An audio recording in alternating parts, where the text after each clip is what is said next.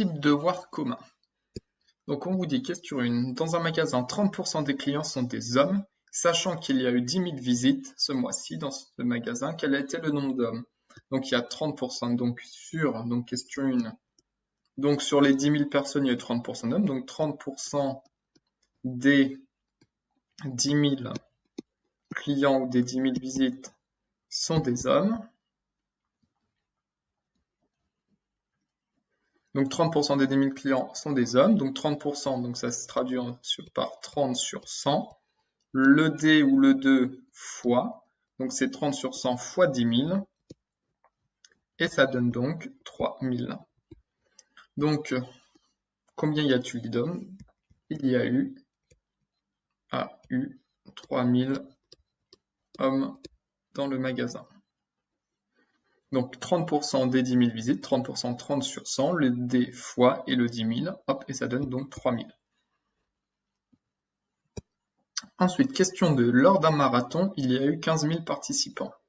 Parmi ces participants, 3 750 personnes ont mis moins de 2 heures pour finir la course. Quel est le pourcentage de personnes ayant mis moins de 2 heures pour finir la course? Combien de personnes ont mis moins de 2 heures? Donc 3 750 personnes sur les 15 000 ont mis moins de 2 heures pour finir la course. Donc vous avez la réponse sous vos yeux, 3 750 personnes sur les 15 000. Vous avez la réponse, c'est donc 3 750 sur les 15 000.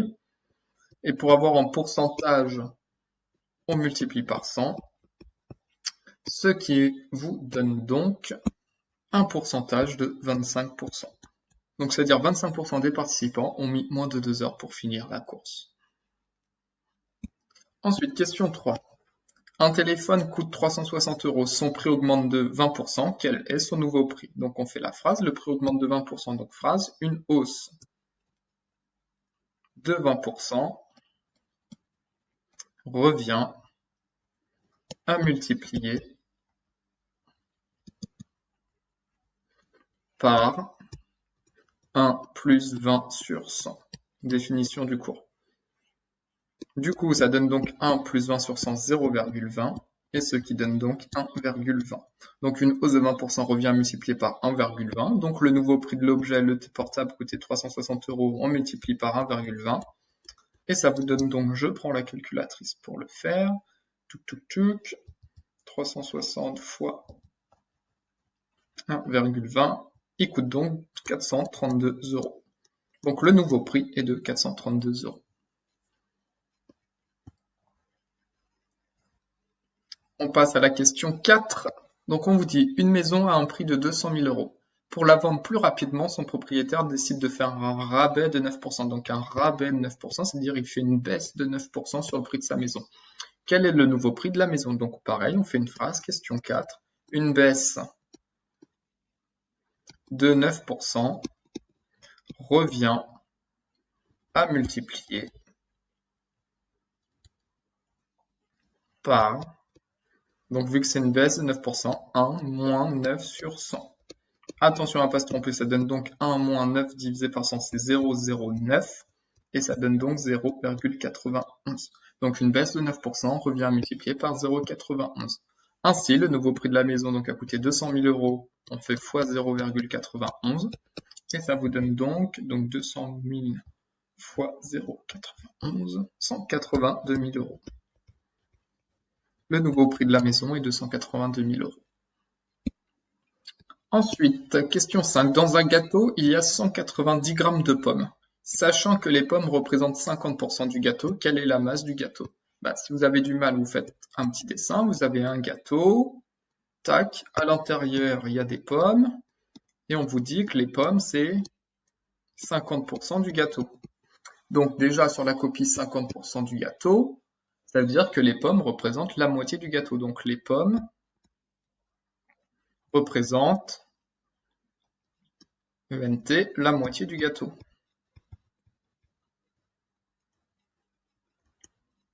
Du coup, vu qu'il y a 190 g de pommes et qu'elles représentent la moitié du gâteau, pour avoir la masse du gâteau, qu'est-ce qu'il suffit de faire? 190 g on multiplie du coup par 2.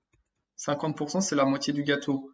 Donc 190 grammes, c'est la moitié du gâteau. Donc 190 grammes fois 2, ce qui donne 380 grammes. Donc le gâteau a une masse de 380 grammes. Donc il fallait juste faire 190 fois 2. Ensuite, question 6. On vous dit, dans une classe de terminale L, il y a 3 garçons. Donc c'est pareil, on fait un schéma, hop, il y a une classe. Et on vous dit que dans la classe, il y a 3 garçons. Donc les garçons, hop, on les symbolise par ce symbole-là. Voilà. Donc c'est une classe, 3 garçons. Et on vous dit que les garçons représentent 25% des élèves de cette classe. Donc les 3 garçons, c'est 25% des élèves. Donc il faut juste être logique, c'est-à-dire si on représente 25%, c'est-à-dire que les élèves, les garçons, représentent un quart de la classe. Donc vu qu'ils représentent un quart de la classe pour avoir le nombre d'élèves de la classe, ils représentent un quart de la classe, donc il faut faire 3, c'est le nombre de garçons. Et comme ils représentent un quart de la classe, bah pour avoir toute la classe, on multiplie par 4, ce qui donne 12 élèves. Donc dans cette classe, hop, c'est-à-dire qu'il y a, hop, 9 filles, 1, 2, 3, 4, 5, 6, 7, 8, 9. Il y a 9 filles, 3 garçons, 12 élèves, 3 garçons sur les 12. Donc hop, 12 élèves dans la classe. Ensuite, question 7. Donc la population d'un village est passée de 6 000 habitants à 7 200 habitants. Donc la population elle a augmenté en termes d'habitants. Quel est le taux d'évolution en pourcentage de la population? Donc le taux, c'est pour savoir est-ce qu'on a une hausse ou une baisse de quel pourcentage. Donc le taux, je vous rappelle, vous l'avez vu en SES, c'est la valeur d'arrivée moins la valeur de départ sur la valeur de départ. Et si on le veut en pourcentage, on fait x 100. Donc on remplace tranquillement. Donc à l'arrivée, c'est-à-dire aujourd'hui, combien il y a d'habitants dans le village? Il y en a 7200, moins la valeur de départ. Au départ, il y avait combien d'habitants dans ce village? Il y en avait 6000. Sur la valeur de départ, bah, il y avait 6000 habitants au départ. Oh, bah.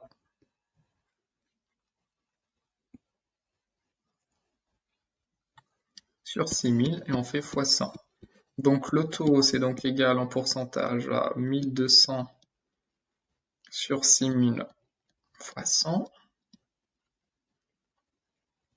Et ce qui donne donc un taux de 20%.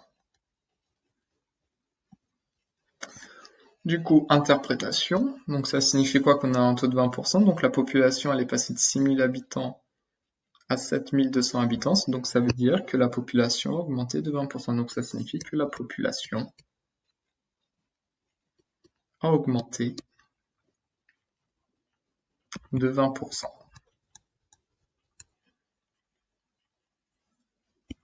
Question 8. Donc on y va. Donc le prix d'un voyage en Guadeloupe est passé de 3500 € à 2800 €. Donc on voit tout de suite que le prix a baissé. Donc à la fin, on s'attend à une baisse. Mais de quel pourcentage? Donc quel est le taux d'évolution en pourcentage du prix de ce voyage? Donc le taux d'évolution en pourcentage, pareil, c'est la valeur d'arrivée moins la valeur de départ sur la valeur de départ fois 100 si on le veut en pourcentage. Donc on remplace le taux. Donc la valeur à l'arrivée aujourd'hui, le prix du voyage coûte 2800 € moins le prix de départ avant il coûtait 3500 € sur la valeur de départ 3500 € fois 100. Ça donne donc taux 2800 moins 3500, ce qui donne donc moins 700 sur 3500 fois 100. Et ce qui donne donc 7 fois 535 moins 20%. Donc on a un taux de moins 20%. Donc pour l'interpréter, donc le moins, du coup, ça signifie que c'est la baisse. On voit bien que le prix a baissé. Donc en fait, ça veut dire que le prix du voyage a baissé de, attention, 20%. Le moins, c'est-à-dire que c'est une baisse. Donc le prix du voyage a baissé de 20%. Allez, on s'accroche, on poursuit. Donc on vous dit, le prix d'une chambre d'hôtel a diminué de 30% et coûte désormais 63 €. Quel était son prix initial? On s'aidera d'un schéma. Donc on a le prix initial. Qu'est-ce qui s'est passé? Le prix a baissé de 30%, donc on a fait une baisse de 30%. Et du coup, le prix, hop, coûte désormais 63 €. Et nous, on veut retrouver c'était quoi le prix initial. Donc, on fait déjà une petite phrase. Donc, on sait qu'attention, il y a déjà un piège, qu'une baisse de 30%, on l'avait vu dans le cours, c'est l'inverse, c'est pas faire une hausse de 30%. On l'avait vu avec les salaires. Donc là, on fait une baisse de 30%, on fait la phrase. Une baisse, donc je vais aller plus vite, de 30%, ça revient à multiplier par, donc si on baisse de 30%, on multiplie par 1 moins 30 sur 100. Donc on multiplie par 1 moins 0,30. C'est donc égal à, on multiplie par 0,70. Donc une baisse de 30% ici, ça revient à multiplier par 0,70. Et du coup, hop, c'est comme une équation. Pour passer de là à là, on multiplie par 0,70. Donc l'inverse de faire fois 0,70, bah, l'inverse, c'est diviser par 0,70. Du coup, hop, le prix initial, on fait 63 divisé par 0,70. Et c'est donc égal à 90 €. Et voilà. Et si vous voulez vous rassurer, on revérifie. Si le prix initial c'est 90 et qu'on lui fait la baisse de 30%, donc on multiplie par 0,90, on retombe bien sur 63. Donc le prix initial, 90 €. Ensuite, question 10, on vous dit le prix d'une voiture subit les évolutions suivantes. Une hausse de 3%, une baisse de 7%, une hausse de 22%. Quelle est la valeur du coefficient multiplicateur global? Interprétez le résultat obtenu. Donc on fait hop, un petit dessin. Donc on a le prix initial. Ensuite, qu'est-ce qui se passe? Tac, pour passer hop du prix au milieu intermédiaire. On fait une hausse de 3%. Donc on y va, on applique la propriété du cours. Une hausse de 3%, ça revient à multiplier par 1 plus 3 sur 100. 3 divisé par 100, ça donne 0,03. Donc quand on fait une hausse de 3%, on multiplie par 1, et attention à ne pas vous tromper, c'est 0,3. 3%, c'est 0,3. Attention, 1,3, c'est 30%. Donc 0,3. Ensuite, deuxième étape. Qu'est-ce qui se passe ensuite? Touc, touc, touc. Puis, son prix subit une baisse de 7%. Donc pareil, on applique la propriété du cours. Une baisse de 7%, ça revient à multiplier par 1 moins 7 sur 100. Ça donne donc 1 moins 7 sur 100, 0,07. Et 1 moins 0,07, ça donne 0,93. Donc une baisse de 7%, ça revient à multiplier par 0,93. Et ensuite, ça, à la fin, ça augmente de 22%. Donc ça, c'est le prix final. Donc on y va. Donc une hausse de 22%, ça revient à multiplier par 1 plus 22 sur 100. Donc 1 plus 0,022. Donc on multiplie par 1,22. Donc c'est quoi le coefficient multiplicateur global? Donc le coefficient multiplicateur global, ça signifie pour passer du prix initial au prix final, on a multiplié par quel nombre? Bah, on y va, donc le coefficient multiplicateur global, bah, pour passer du prix initial, on a fait fois 1,03, fois 0,93, fois 1,22. Donc pour passer de lui à lui, le coefficient multiplicateur global, on fait donc 1,03 fois 0,93 fois 1,22. On tape ça à la calculatrice.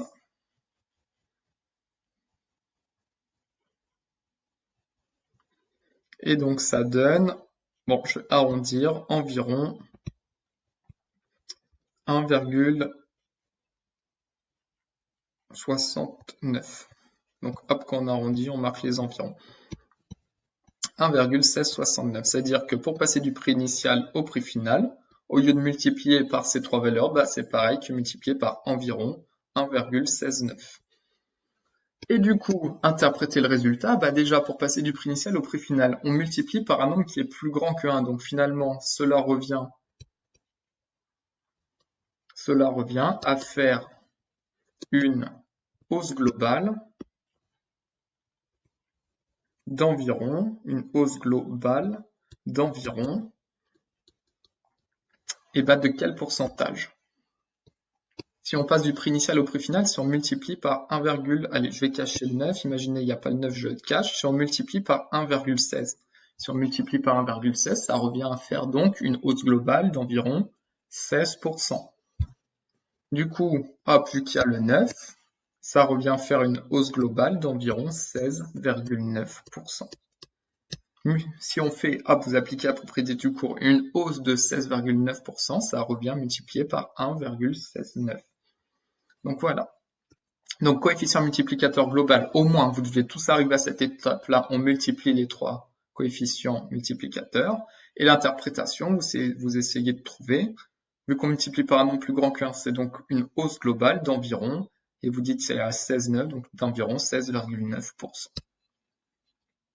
Ensuite, question 11. On vous dit, une chaise coûte 60 €. Le vendeur décide d'augmenter son prix de 10%, puis de le baisser ensuite de 10%. Le prix de la chaise est-il revenu à 60 € justifié? Ça, on sait très bien que c'est non. Donc, on va quand même le justifier. Donc, déjà, qu'est-ce qu'il fait? Il augmente le prix de 10%. Donc, une hausse de 10% revient à multiplier par, donc une hausse de 10%, 1 plus 10 sur 100. Ce qui donne donc 1,10. Du coup, le prix de la chaise qui coûtait 60 €, si on l'augmente de 10%, le prix de la chaise fois 1,10, le prix de la chaise passe à 66 €. Et ensuite, sur ces 66 €, que fait le vendeur? Ensuite, il décide de rebaisser le prix de la chaise de 10 €. Donc la chaise, ça coûte 66 €, il fait une baisse de 10%. Donc on y va, une baisse de 10% revient à multiplier par baisse de 10%, 1 moins 10 sur 100, ce qui donne donc 1 moins 0,10, ce qui donne donc 0,90. Donc une baisse de 10% revient à multiplier par 0,90. Et du coup, la chaise a coûté 66 € fois on fait 0,90, ce qui donne donc 59,40 €. Du coup, le prix de la chaise est-il revenu au prix initial? Réponse non, car 60 €, ce n'est pas égal à 59,40 €. Donc vous voyez, l'affirmation, elle est fausse. Donc c'était faux. Allez, ensuite on passe à la dernière question. Question 12. Donc on vous dit, vous avez un salaire de 2500 € par mois. Votre patron vous propose le marché suivant. Le mois prochain, je vais t'augmenter ton salaire de 30%, puis le baisser de 25% ensuite. Accepterez-vous cette offre? Justifiée. Donc on a, à première vue, on a envie d'accepter. On dit, oh, il augmente de 30%, et après on dit, oh, il baisse de 25%. Donc si on est naïf, on se dit, finalement, je gagne quand même 5%, c'est pas mal. Mais on va vérifier ça. Donc, première étape, qu'est-ce qui se passe? Le patron augmente le salaire de 30%. Donc on y va, une hausse de 30% revient à multiplier par 1 plus 30 sur 100. C'est donc égal à quoi une hausse de 30% plus 30 sur 100? C'est donc égal à 1,30. Donc le salaire était de 2500 €. On multiplie par 1,30, ce qui donne donc, je prends la calculatrice,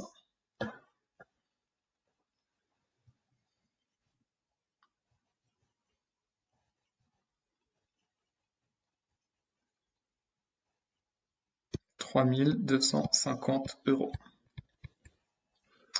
Ensuite, qu'est-ce qui se passe? Il fait une baisse de 25%, donc on y va, une baisse de 25% revient à multiplier par, donc hop, vu qu'on baisse de 25%, on multiplie par 1 moins 25 sur 100, ce qui donne donc 1 moins 0,25, ce qui donne donc 0,75. Donc une baisse de 25% revient à multiplier par 0,75. Donc quel est le nouveau salaire? Il avait 3250 €. Hop, et on multiplie par 0,75, ce qui donne donc